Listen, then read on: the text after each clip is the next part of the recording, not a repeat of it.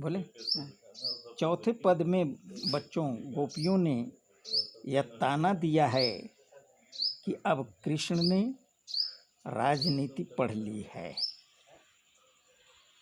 यहाँ गोपियों द्वारा उद्धव को राजधर्म, प्रजा का हित अंडर ब्रैकेट दिलाया जाना सूरदास के लोक मंगल की भावना को प्रकट करता है। क्या देखिए, हरि हैं राजनीति पढ़ी आए। गोपियाँ कृष्ण को उलाहना देती हुई उद्धव से कहती हैं कि कृष्ण तो अब राजनीति पढ़ आए हैं।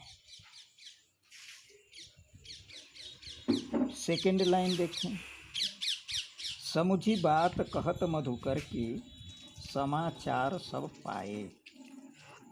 हम मधुकर अर्थात आप मधुकर का मतलब समझ रहे हैं कि किसके बारे में कहा गया है बच्चों। मधुकर उद्धव जी के बारे में कहा गया है।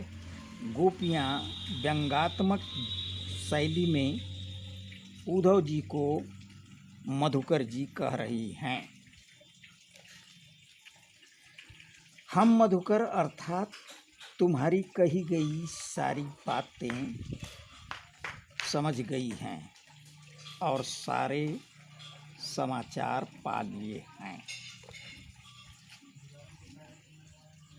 थर्ड लाइन देखें, एक अति चतुर होते पहले ही अब गुरु ग्रंथ पढ़ाए।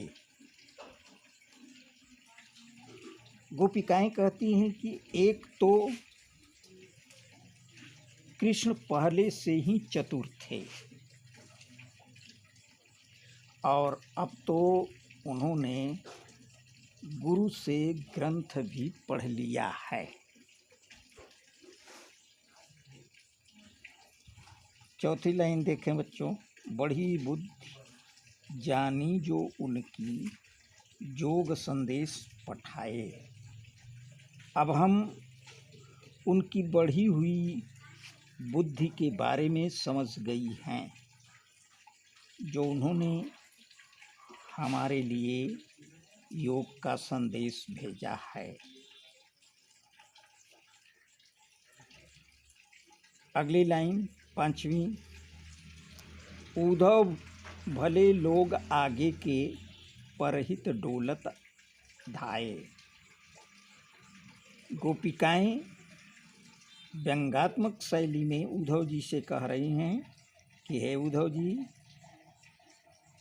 वे पहले बहुत अच्छे थे और दूसरों के कल्याण के लिए ही घूमते रहते थे।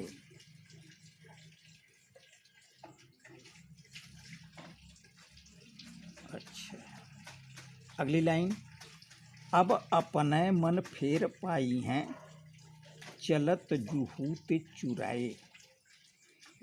अब आप ही बतलावें कि अब हम सब अपना मन फिर से वापस पा लेंगी जिसे चुरा कर वे चले गए हैं। आगे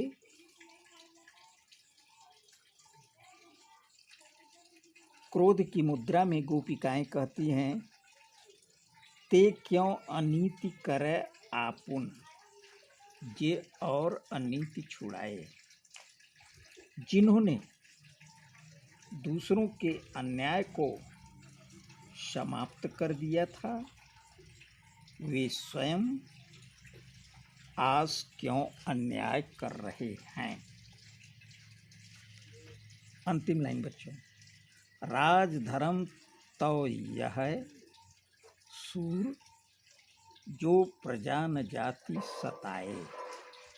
सूरदास जी कहते हैं कि गोपियाँ कह रही हैं कि राजधर्म तो यही है कि प्रजा को सताया न जाए।